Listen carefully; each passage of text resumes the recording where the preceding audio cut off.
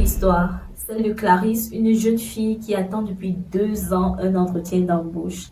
Enfin, une société de la place a décidé de l'appeler. Et elle est très contente, toute excitée. Le jour J arrive, elle s'habille, chemise blanche, bien mise pour l'occasion, et prend la route. Seulement, les choses ne se passent pas comme elle aurait souhaité. Il y a beaucoup d'embouteillages. Elle se retrouve en train de quitter du taxi pour prendre la moto. Elle finit même par marcher pour arriver au lieu de l'entretien à temps.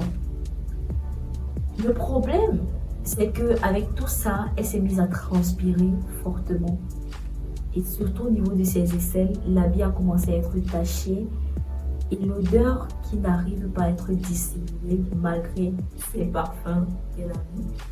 Et c'est une situation très délicate. Elle perd confiance en elle lorsqu'elle part se rafraîchir parce qu'elle a vu tout ça. Elle se dit qu'elle ne sera pas perçue à sa juste valeur à cause de son accoutrement qui est un peu dégradé, si je peux dire ainsi. C'est une situation qui peut arriver à tout le monde. Et si tu as déjà été dans cette situation, aujourd'hui je vais te donner 3 astuces simples mais très efficaces pour arrêter de puer les aisselles. C'est parti.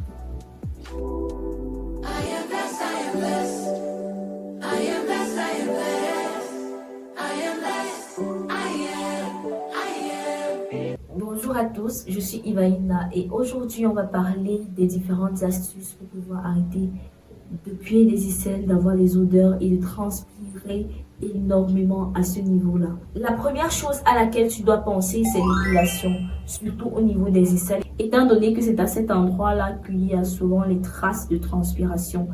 L'épilation va t'aider à réduire au maximum la rétention de la sueur au niveau de tes aisselles et également l'odeur parce que c'est à cause des bactéries accumulées à ce niveau-là, ce que les poils qui sont retiennent, qu'après ta sueur est odorante à cause des bactéries bien sûr, qu'après ta sueur est odorante, surtout si ce n'est pas très bien lavé. Vraiment l'idéal c'est de les couper tout simplement. Tu as 3 méthodes que je connais qui peuvent te permettre d'avoir des aisselles toujours taillées. La première méthode, c'est la méthode à la cire. Vous pouvez aller dans un institut de beauté, ça se fait, mais vous pouvez également faire un DIY de la cire à base de sucre. Ça marche aussi très bien. Ça fait très mal, franchement. Vaut mieux que je te le dise, ça fait super mal.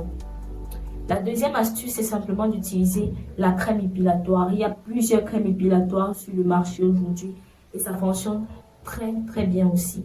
La différence avec la cire, c'est que la cire permet d'enlever le poil à la racine même. Donc, le temps de repousse est vraiment très long.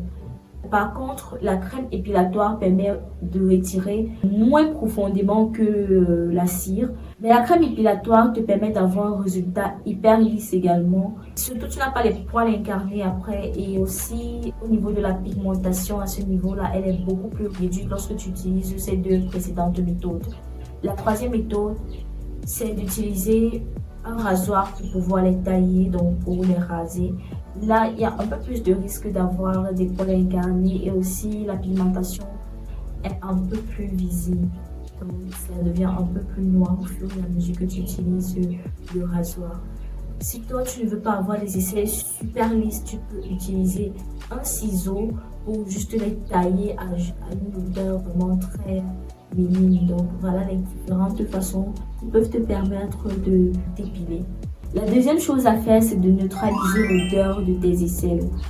C'est vrai que la sueur de base n'est pas odorante, mais après toutes les activités du quotidien, il y a beaucoup de bactéries et je ne pense pas qu'on puisse se laver jusqu'à être extrêmement propre, sinon la CV ne se salirait pas. Pour neutraliser les odeurs, je te propose 3 méthodes très simples. La première méthode qui est assez naturelle, c'est d'utiliser simplement le citron avant de te laver. Donc tu prends le citron, tu frottes au niveau de tes aisselles, tu attends quelques minutes et puis tu prends ta douche tout simplement. Tu peux le faire soit avec du citron, soit avec le bicarbonate de soude ou même les 2 mélangés. Ça marche très bien. Surtout si tu ne veux pas dépenser ou tu es peut-être allergique aux produits qui sont sur le marché. La deuxième méthode qui peut te permettre de neutraliser les odeurs, qui est tout aussi naturelle et vraiment très agréable, c'est vraiment, pour moi c'est le best. C'est d'utiliser la pierre d'Alain comme déodorant. La pierre d'Alain, c'est un minéral naturel qui va t'aider à neutraliser les odeurs au niveau de tes aisselles. Et également, il va resserrer tes pores sans toutefois empêcher le processus de sudation. Donc, ça ne va pas t'empêcher de transpirer, mais ça va plutôt neutraliser la transpiration, resserrer tes pores, éliminer les petites odeurs et ça sert également de cicatrisant. Franchement, c'est une pierre qui a beaucoup de propriétés. On l'utilise en médecine, on l'utilise également dans la cosmétique. Vous pouvez faire vos recherches par rapport. Mais ce que je sais, c'est qu'il y a la pierre totalement naturelle et puis il y a ce qui est un peu fabriqué.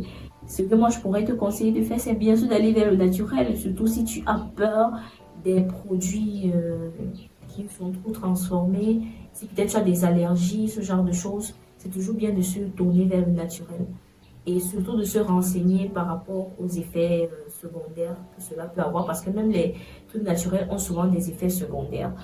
Le processus est simple, tu mouilles et puis tu appliques, ça va laisser une légère couche fine au niveau de tes aisselles qui va servir de déodorant. C'est très efficace, vraiment testez, essayez, faites vos recherches. La troisième méthode, c'est d'utiliser un antitranspirant. Il y a une différence entre l'antitranspirant et le déodorant. Quand vous achetez un produit en grande surface, regardez dessus, il y a les antitranspirants, il y a les déodorants. Il y a ceux qui sont en spray, il y a ceux qui sont en roll-on, il y a également ceux qui sont un peu en pâte. Est-ce que je vais vous montrer? Je pense que je vais juste vous montrer ça. Vous allez me donner une seconde s'il vous plaît. C'est bon, je suis là. Je disais que en ce qui concerne les antitranspirants, il faut toujours regarder si c'est un antitranspirant ou un déodorant parce qu'ils ont souvent les mêmes packaging, donc les mêmes formes. Là, j'ai un antitranspirant, j'utilise l'antitranspirant de chez Balea.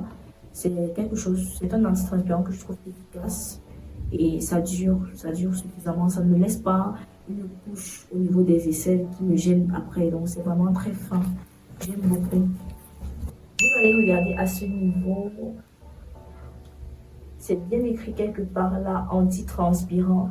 Et si vous ne prêtez pas attention à ça, vous allez prendre en vous disant que c'est l'antitranspirant. Pourtant, c'est bien écrit dessus, déodorant.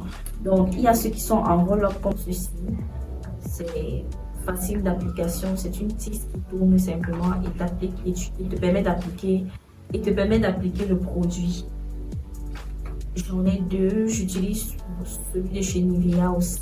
Franchement, c'est l'un des meilleurs. C'est le meilleur en fait que j'ai utilisé jusqu'ici, Nivea. Mais Balea aussi est bien. Et puis il y a ces antitranspirants aussi. Celui-ci je l'ai depuis. Le prix ne sont même plus. Celui-ci je l'ai depuis. Il n'y a même plus je sais même plus de quelle marque il s'agit parce que le papier est équipé. Mais il y a ceux qui sont comme ceci en pâte. Et vous appliquez tout simplement là. Ça ne va pas vous empêcher de suer. Ça ne va pas vous empêcher de transpirer. Ça ne va pas bloquer votre transpiration. Je ne pense même pas qu'il y ait un produit qui puisse faire ça. Mais ça va neutraliser un maximum la sueur et vraiment empêcher les mauvaises odeurs. La troisième chose à faire, c'est de te parfumer tout simplement. Mais après ces deux étapes-ci, parce que ça ne sert à rien de rajouter le parfum si le préalable n'a pas été fait. Donc tu te parfumes. Et pour te parfumer les aisselles, c'est aussi simple que ça. Tu utilises des déodorants. Il y a des déodorants appropriés qui ont pratiquement les mêmes formes en roll-up. Il y a également des déodorants qui sont en spray. Vous choisissez l'odeur que vous voulez en fonction de vos goûts.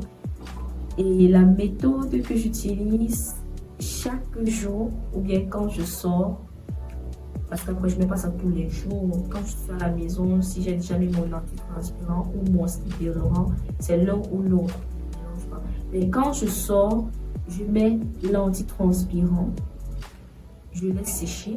Par la suite, je rajoute le déodorant et ça garde une fraîcheur à ce niveau-là. Vraiment impeccable, indéniable et j'ai toujours reçu des compliments par rapport à ça. Parce que l'odeur aussi reste un tout petit peu. Donc quand tu passes, c'est frais. C'est vraiment frais. Voilà, on arrive au terme de cette vidéo. J'espère sincèrement qu'elle vous aura aidé. Surtout qu'elle vous aura permis de pallier à ce problème-là définitivement, que cette situation ne vous arrive plus jamais. C'est ce que moi je vous souhaite. N'hésitez pas à me dire si les astuces ont marché pour vous. Partagez également les vôtres en commentaire. N'oubliez pas de liker la vidéo s'il vous plaît les amis, ça m'aide énormément. Laissez des commentaires Peu importe ce que vous pouvez dire en commentaire, que ce soit des cœurs, des emojis, vos ressentis, vos astuces à vous également, ou une question par rapport à quoi que ce soit, je suis toujours disponible pour vous répondre à temps. N'hésitez vraiment pas, ça m'aide. Également, j'ai constaté qu'on pouvait booster les vidéos. Franchement, faites-le pour moi, je vous en prie, pour que mes vidéos soient un peu plus propulsées par l'algorithme. Abonnez-vous si vous le voulez et on se retrouve dans une autre vidéo. En attendant, prenez soin de vous et de votre famille. Gros bisous. Bye bye.